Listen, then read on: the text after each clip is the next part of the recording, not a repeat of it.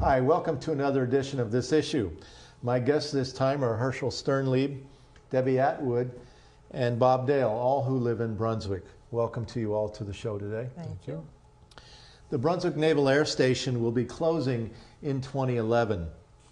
My guests are here to discuss one of the most publicly supported ideas for conversion of part of that space at the Naval Air Station. It's called the Brunswick Park Gardens Project. Hirsch, please tell us about the project and where did the idea originate? Well, the idea originated when the Soviet Union imploded, and I started to think about what they were going to do. We were supposed to have a peace dividend, if you remember. And I said, well, we have to have something on that base to replace it because it has to be closed. It's going to be closed. It's kind of ludicrous to spend several $100 million a year looking for Russian submarines in the Atlantic Ocean who aren't there anymore. So I started to think about what would be a good replacement for it, and I came up with this idea of a garden like the beautiful garden out in British Columbia, the Butchart Garden. We could have one here on the East Coast. It would be magnificent. It would bring in plenty of jobs that couldn't be taken away from us, and it would be a blessing for the community. Who would run or own the garden? Well, the garden would be owned by the Brunswick Park and Garden Corporation, which is a 501c3 nonprofit, but we would try to make some money, and all the money that would be earned would go to the local communities to help in scholarship funds for kids in school, going to school, basically. So you've been thinking about this for a real long time. Oh yeah, oh yeah. Well, it's many years, and then I didn't do anything with it until they put the Naval Air Station on the list of possible closures. Then we started to work at it, and we got an awful lot of people interested. And now you have a board of directors for the park and garden, and you're moving to establish the whole thing. Well, what's the status and the timeline now of this whole project? Where's it at? Well, we have a nonprofit corporation status in Maine, and we've applied for 501c3 for the federal government. We have quite a few people helping in every area. What we're looking at right now is trying to convince the local redevelopment authority to zone the land properly so that we could utilize it. How many acres are you asking? Well, that's up in the air. We need at least 100 acres of land just for gardens. We hope something like that, and there would be trails and other peripheral, maybe several hundred acres beyond that. But there's plenty of land there where we're looking, and we'll see where it takes us. But basically, right now we are getting prepared to show the LRA what we really want and how that land would be used and utilized.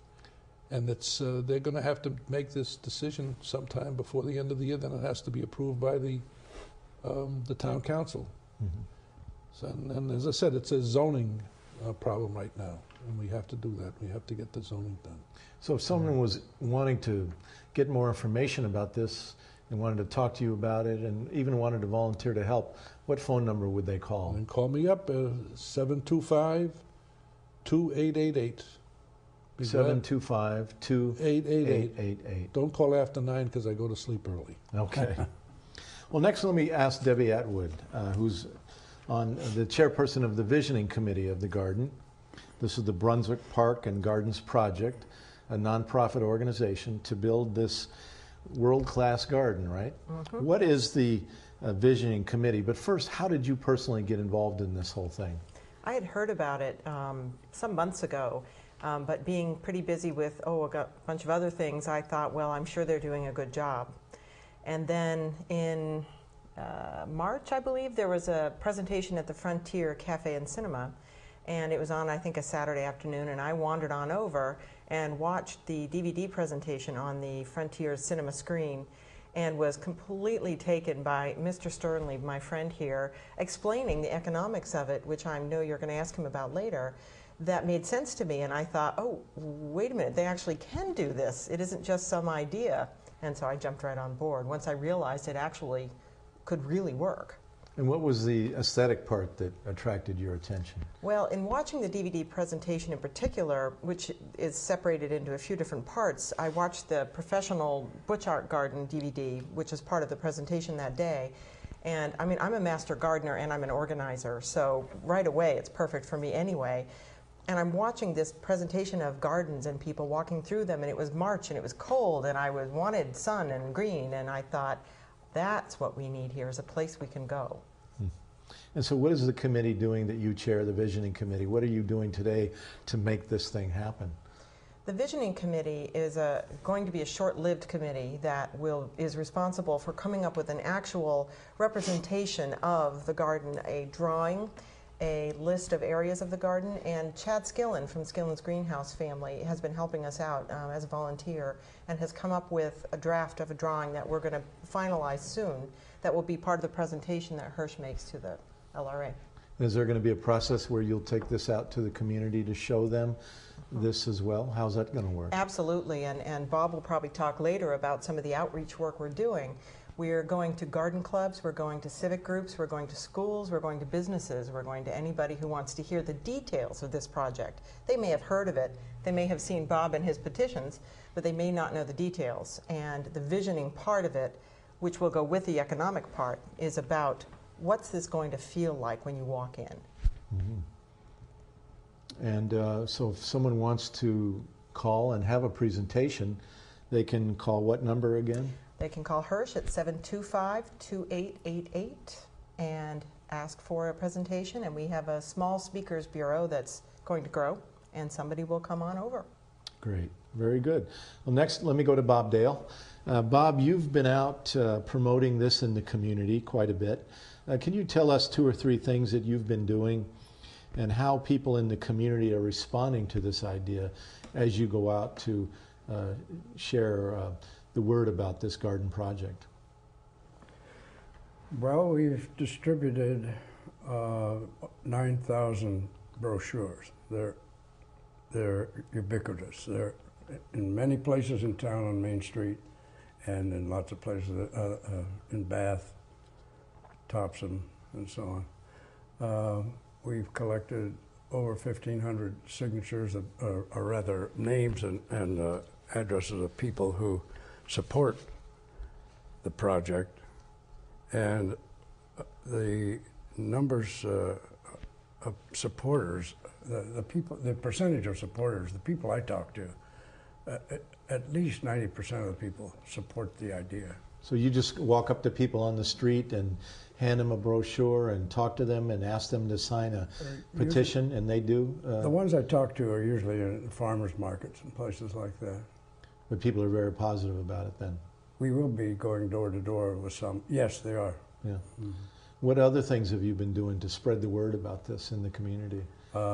We've had some presentations at garden clubs, and this past weekend we were at a plant sale on Saturday and Sunday.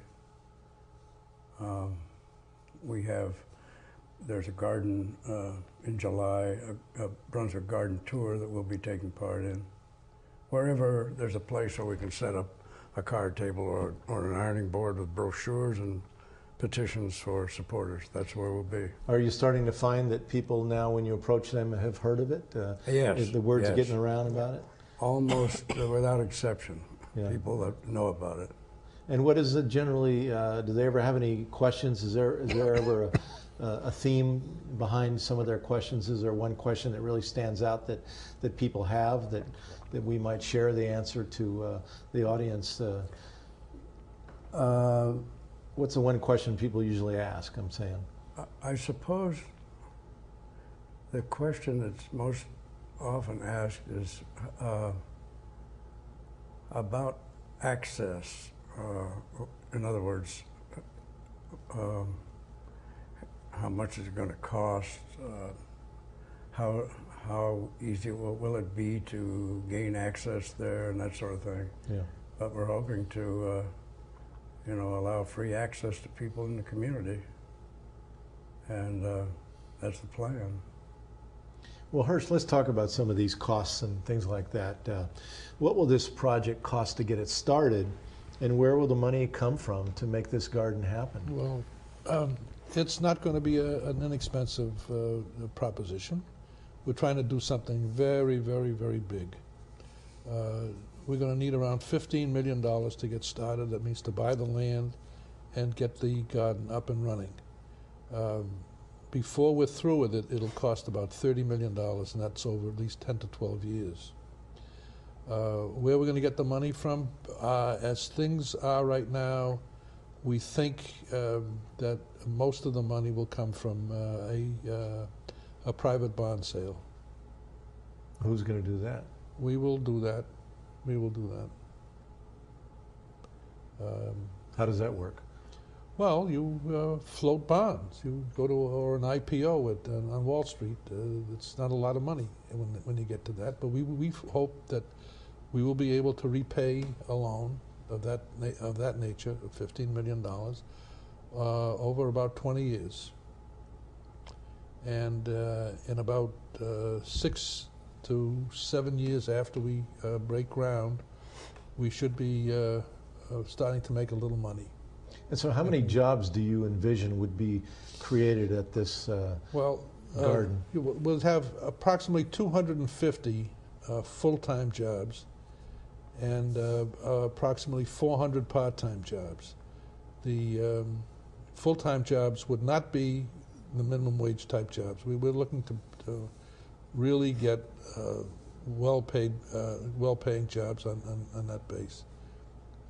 We would hope to pay at least $40,000 a year for professional gardeners.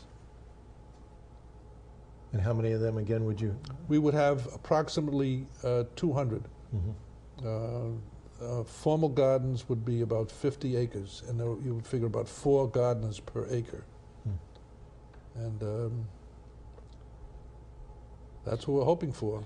And so there'd be a lot of peripheral jobs also out of the because of the garden. The garden such as what? Well, jobs in the area, in the restaurants, in filling stations, in hotels, things like that, gift shops. Because a lot of tourists. Because there'd be a lot of tourists would stop here. Yeah. I mean, 2.2 million people go past Brunswick every summer on the way to Acadia. And we hope to get them to stop.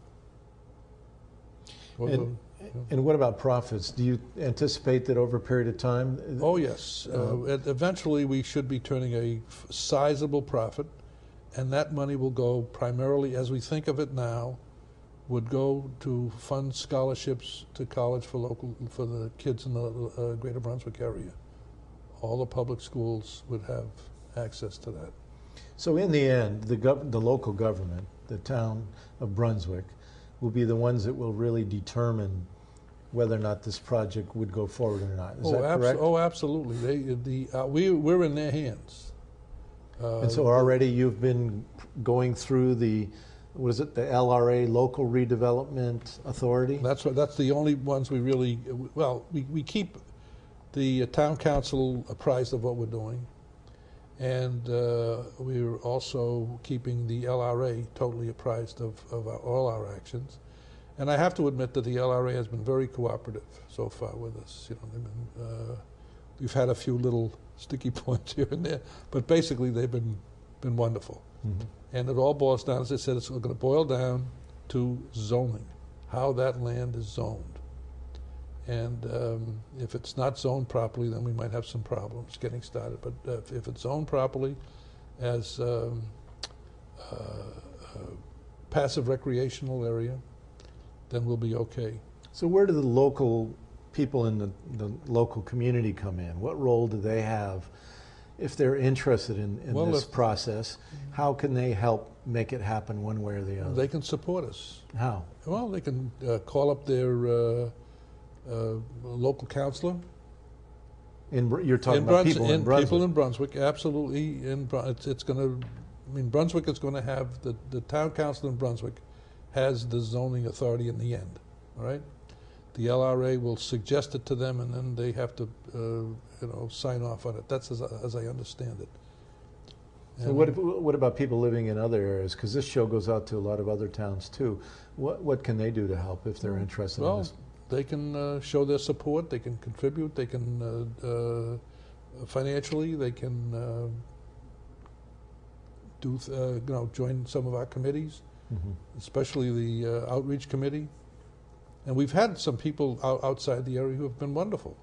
And when is the LRA, the Local Redevelopment Authority, going to make a decision on supposedly all of this? by December. This December? This December, yeah. So there isn't that much time then? No, there isn't. We're going to work very hard this summer. And so the LRA will then make a recommendation to the town of Brunswick. That is correct. And they will then... and they sign off on it. Then the town council signs off on it. Yeah. All right. And again, if people want to get involved in this project, they call what number? Just call me up at 725-2888. And I reiterate, don't call me after 9. Please. Okay. Don't call after 9 p.m.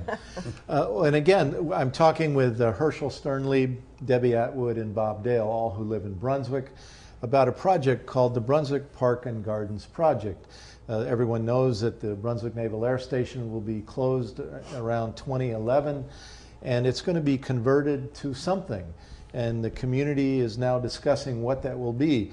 The idea of this world-class gardens, using over, what'd you say, 100 acres or possibly 100 acres? Is that correct? Well, it all depends how you look at it. We'd like to have say around 300 to 400 acres to put the garden within, but a lot of that will just be forested. Mm-hmm. Debbie, can you talk more about the vision of this garden? I still don't have a good mental picture of what it's going to look like. Can you maybe give me some sense of that? Yes, definitely. And what Hurst just said really leads into it well, because we need more land than will actually be cultivated. For instance, when you walk into the garden, at this point, you would drive in and you would park, and you would, if you live in the area, you would not pay your fee. You would just go in. And there might be off to your left an area that's a wedding garden, believe it or not. That was one of the suggestions, was a place where people could pay some money and have their wedding there. And then when you go forward, Chad Skillen's draft shows a whole area of orchards, and around it in the back is a more native wildlife habitat sort of area. And who is Chad Skillens again, Chad and what is he doing? Is of the Skillen's Greenhouse family, and he has been volunteering for us with his expertise as a landscape architect, and has drawn up the draft of this plan for us. Mm-hmm. And he's also fit in some of the other areas. There'll be a large children's garden, which will include a carousel, a maze. There will be, we'll have water features, because the part of the land we're hoping to have includes the current golf course, which has water, has ponds in it. And we'll have community vegetable gardens, which is very important for people who might not have enough yard to do their own gardening. They could have a plot, like many towns have garden plots. We will have cultivated flower gardens, roses, and the tulips and the gardens you expect to see at a world-class garden, surrounded by other gardens such as healing gardens. What I'm told are called enabling gardens. I was not familiar with that, but some of the committee members explained that an enabling garden is one that makes gardens accessible to a handicapped person who might either have issues with being unable to walk or bend or some sort of thing. So we'd have different areas, and we will have greenhouses. That will be some production greenhouses that wouldn't be necessarily open to the public, but then there would be year-round greenhouses for us to go to in the winter, in March, when we're just anxious to see something that's blooming. That's what I was going to ask. Is this garden going to be just only open a couple months of the year, or would it be a year-round thing? Year-round, and Bob has been so clear on part of his vision, both in his outreach work and in the visioning committee work, that we'll be able to go and use trails in the winter. We'll be able to go sliding. We're hoping for a warming hut with hot cocoa, the whole 9 yards, maybe some horses and a sleigh. All right. And again, if people want to help you on the visioning committee, get involved in helping create this vision, because it's a process underway now. Underway, yes. We're under a deadline, actually. We have a few more weeks, really, to get the final product to the board for approval. So we have a draft, and we're working on the text that will go with the presentation. And you'll call my good friend Hersh Sternlieb at 725-2888. All right, very good. Bob, let's go back to you again. I know you very well, and I know that when you get involved in something, you really give it everything you have got. I've heard stories, and I've even seen you from time to time out on the street handing out brochures and getting people to sign the petition. What is it that's about this garden that's driving you to put so much of your time into the effort? Well, it was the vision of this wonderful place that grabbed me. I couldn't see a downside to the idea, and I suppose because of my age, I got this feeling that this is really something that could be wonderfully appropriate for the next generation, and especially to keep them in tune with the natural world, because I feel like people are becoming disassociated from nature. So you envision like busloads of school kids go into this place? It becomes a field trip place for schools? I really hope that they'd walk in on the trails rather than be bussed in, but certainly I would expect a lot of kids to go out there. And so would there be hands-on? Absolutely. Can you talk about that, Dave? In the children's garden, which we'd need a whole show to talk about the visioning committee's idea of a children's garden. It would include, again, perhaps a maze. I know my children have been able to go on field trips where they went through the big corn maze in autumn, and they love that. And hands-on, I believe we're thinking to put some sort of a structure in the children's area, weren't we? Where they could go inside and get their hands dirty. And as we develop the idea of the detail of the children's garden, it's going to just has to include gardens for the children to plant in the spring, and then fall bulbs and that sort of thing. Absolutely hands-on. This is not a museum. This is a living thing. Yeah. Do you want to say anything else about what's making you so interested in this? Well, I come back to the fact that I really like the vision of it. Well, let me ask you this. Somebody that might be watching this show, that might say, well, that's all very nice, but I'm a little skeptical about this.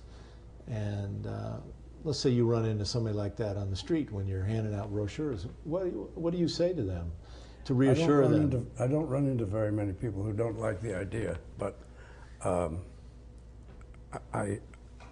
I personally believe that there needs to be a place for future generations to go where they can feel at ease.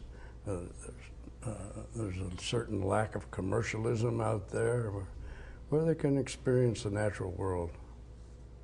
Debbie, let me ask you the same question.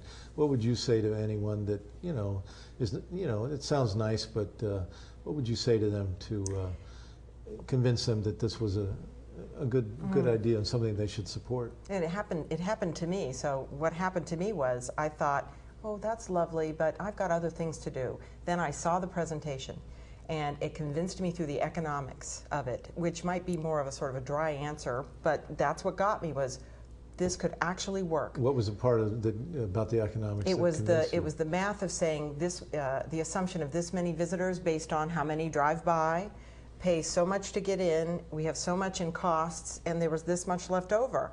And I had not thought about it that way. And when I saw the numbers, I realized this actually can happen. And that made me think, but of course it's happened in other places. And it was started by some guy in his living room. I mean, that things can happen that way. That's the way things happen. That's the way things happen. And I'm more than willing to stand behind Hersh Sternlieb. So here we are. Yeah. Thank you. You're welcome. And Hersh, how about you in our last few minutes? Can you talk a little bit about, again, someone might have tuned in the show late, what brought you to come up with this idea of this garden, and what really motivates you deep down to work so hard on this? Well, I came to Maine to manage a textile factory up in Lewiston, and that's 30 years ago. And in the past 30 years, I've seen all these manufacturing jobs exit the state. It is absolutely heartbreaking to me. And I was thinking about, what can you build, at the air base that has some permanence to it. Manufacturing in the United States now on any scale of any decent scale is off the table. But a garden, this type of garden, they can't take it away from us. This is ours. And that's what has been driving me, basically. Hopefully I could leave something to the town and the state and future generations that has some meaning, that will be ours, and not be able to be plucked up and sent to Mexico or China or wherever they're sending everything.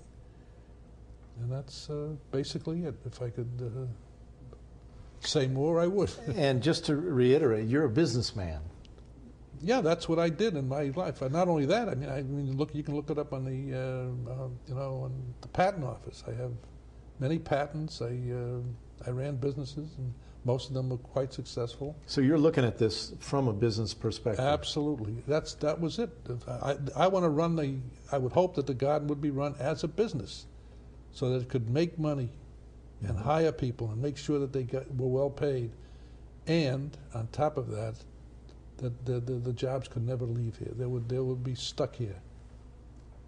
Well, and if I can add something, I know there's discussion now about bringing rail, public transportation, north to Brunswick and ultimately beyond.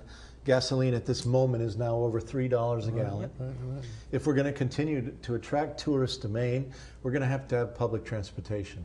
And if you have public transportation running north through Brunswick, you're going to have tourists getting off and saying, well, what do I do here in this town for fun? What do I do to go see? So it makes sense that a beautiful garden would be a good idea. I happen to get to travel a lot in my work. I go to many different places, and I can tell you one of the first things people do when I go to various communities is they want to show me places like their gardens. They're very proud of them, and so I know they can be very successful. I wish you all the very best of luck with your garden. I urge people to contact you, Hirsch Sternlieb, at 725-2888 to get involved in this Brunswick Park and Gardens Project. And I thank you for watching another edition of this issue. Until next time, good luck to you all, and please get organized.